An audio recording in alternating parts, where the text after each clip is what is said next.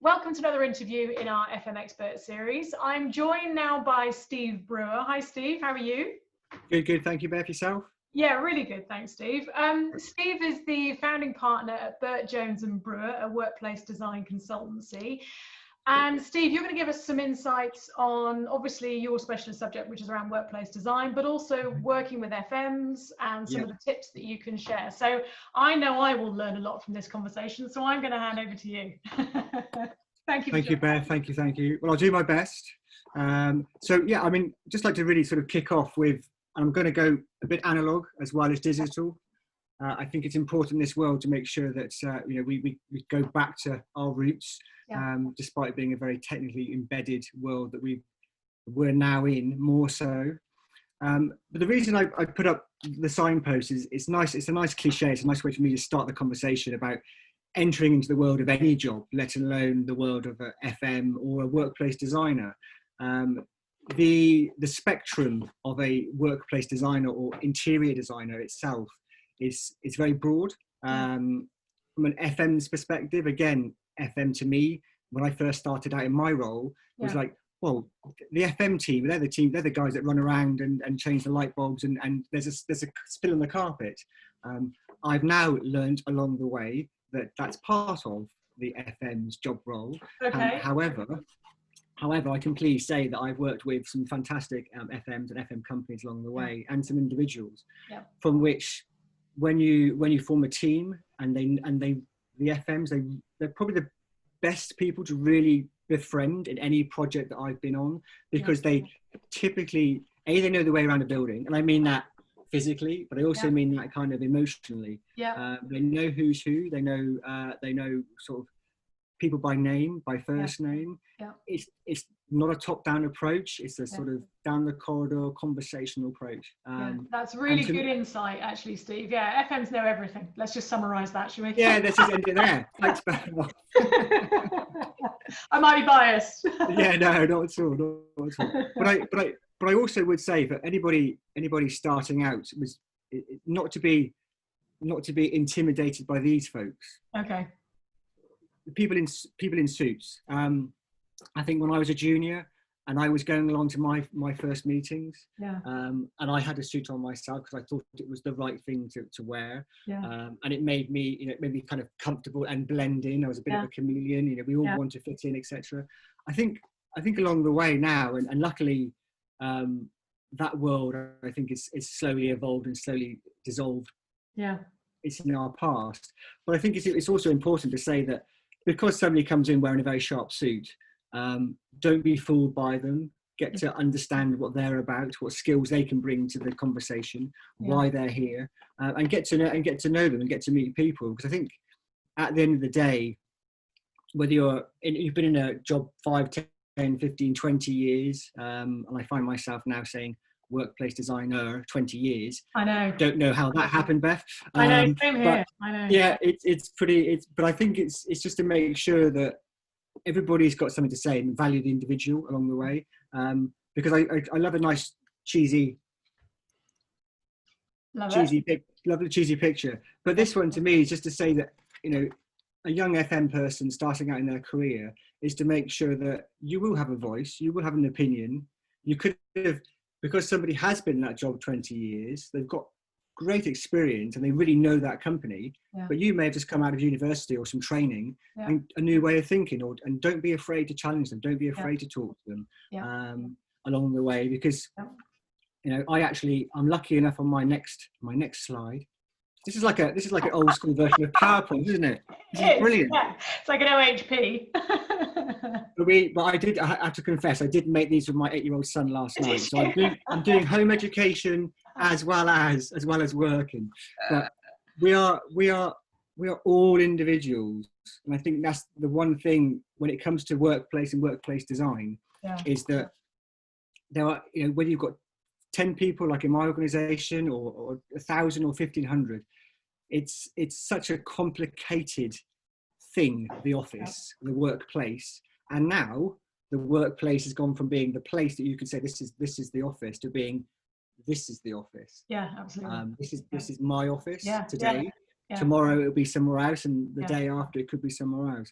So the challenges now that the FMs face is probably more complicated than it used to be. I agree. Yeah, that's a really good point. Yeah. I kind of pity in some ways. But I think, Steve, I think from the people I've been speaking to, whilst it's been a very, very difficult time for operational FMs, it's actually, there is a level of excitement because things are different and things are changing. And whilst lots of us don't like change, FMs are problem solvers, and this has been a big problem. So with it does also come, opportunity and a bit of excitement because things are different. I think this period we've just gone through has accelerated, and it's probably muffled a lot of naysayers as well. We need the office, we've got to work in the office, we can't work from home. And I think now it's a very poignant time because the workplace will probably get to somewhere it should be heading to a lot quicker. In terms of leveler. I think it's been a good leveler. But along the way, and as a workplace design consultant, or whatever you want to, this one's a great one because I've suffered this myself, and this is the one I should show. That's the proper one. That's the one I really want. That's the real one. Yeah, absolutely. That's the real one. Because any discipline, any person that somebody would speak to for the first time, or you're going into your first meetings, there are lots of acronyms that are used. There are lots of do this, do that. We do it like this. We do it like that. And every company I go to will have their own versions of certain acronyms and stuff like that. Yeah. And I think ask questions. And don't be afraid to ask questions. I mean, I used to come out of meetings when I was, and I still probably do, but I shouldn't do, kind of going, what did he mean when he said that? Yeah. What did she say when she said that? And I think actually now it's just to put your hand up and ask the question. Yeah. I do think people now are the softer side of FM, the softer side of design. I think people now realise people are people. Yeah. And don't be afraid to say that, because I think it just helps. It helps the conversation. It helps the dialogue. And if you get it, there are no wrong answers, as somebody once pointed out to me. And sometimes when you ask people what they mean, they don't know either. They've just been saying the same thing for years. I've been saying it. Can't actually articulate what the hell they mean anymore. Yeah, good. I like that. Perfect. Thank you. Yeah. What else have you got for us? Well, this is the office that everybody wants, right? Okay, and this looks like a Google type office. Yeah, and that's a brilliant lead in, Beth. It's like we've rehearsed it. Thank you. We haven't. we haven't. No, because I think it's not the office that everybody wants. Yeah. I think everybody talks about. Well, they used to talk about the Google office, and it used to be a co-working space, and so trends and workplace trends and how the way things shift. I think the key thing for me is when we sit down with FM companies or FM as individuals, is that it's finding out what makes your company tick and what makes it work for them. It may be a slide, it may be the one thing that they want, for example, but actually at the end of the day, the FM people will know what works, what doesn't work, but also don't be afraid to challenge them back, because I think the value of sitting down and having those informal coffee meetings are just as valuable as the kind of real strategic sit down road mapping in-depth thinking as well, because actually sometimes just chatting to people around the office is you'll get more the DNA, the brand of the organization than you will sort of sitting down in these high-powered meetings kind of going through the process. And I'm sure you've had work going into organisations who've already spent a huge amount of money putting some of the trend new things in place. They just haven't worked, and now they need to rethink it and do something different. Yeah. I think the danger, again, like I mentioned earlier on, is it's finding out what's going to work for that company and why. Yeah. Working together is bringing that team together, going through that process. It's certainly most invaluable, and along that way, anybody should try and make sure you go out and get one of those. A great boss, okay, yeah. Or a colleague or a mentor. Yeah. I've had lots of bosses I've had very few great bosses, but the ones that actually you can sit down with, you can ask those questions with, you can learn from, and a kind of more of a peer-to-peer relationship. I do think that the smaller organisations, or the FM teams within the larger organisations, when you are firefighting, when you're just being told, we've got a new project coming on, we've got to start this, we need some new desks over here, can you move these people up there? It's a very tough job, because you are just deliver.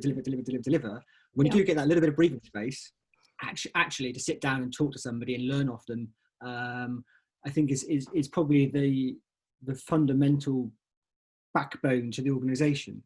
It's kind of what props it up, if you like.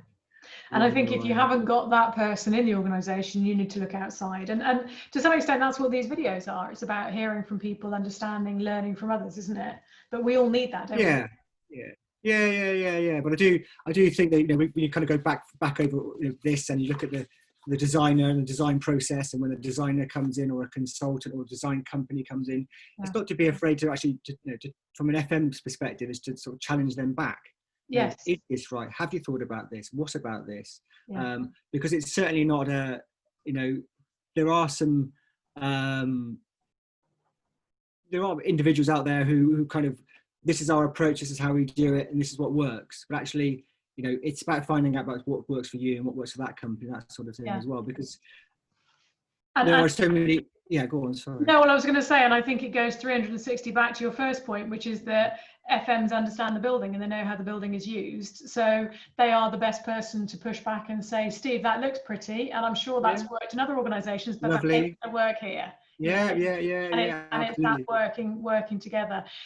We're over 11 minutes. I told you we'd have a good old chat. Yeah, we have. Sorry. No, it's been brilliant, and you've said some really, really useful little bits of information that people can pick up on, and I think you've got a unique insight, because you work with FMs on on very specific projects, but it's having a broad picture of that. So Steve, I'm going to say thank you. One more? Go on. Have you got one more point? Go on then, quickly. One more. Quickly, go on. No, quickly. There you go. So the most important thing, is, don't forget that everybody you work with will have a life outside of the office. And I've started to myself now, is actually when you go into those meetings, is not be afraid to say, how are you today? How's things? All right. Just checking with your colleagues. Just find out how their day's gone, and if you can help them along that day, can you improve it? Can you go make them a cup of tea before the meeting starts? I've had a rough night last night. The kids were screaming. My journey into work's been rubbish. And actually, the workplace can be the most exciting, the most sexiest, the most practical, most functional. But actually, at the end of the day, it's just a place for people to go to work. But it can be different. And I wonder if the whole COVID, being at home, talking to people in their homes, and dogs interrupting and kids interrupting has just a lovely element, I think, hasn't it? I think so too. All of us are people. And we've all got stuff going on. We do. I love that, and I think that's a really lovely point to kind of bring that to a close. So thank you, Steve. Thank you for your time, and and your insight. Appreciate it. Thank you, Beth. Take care. Pleasure.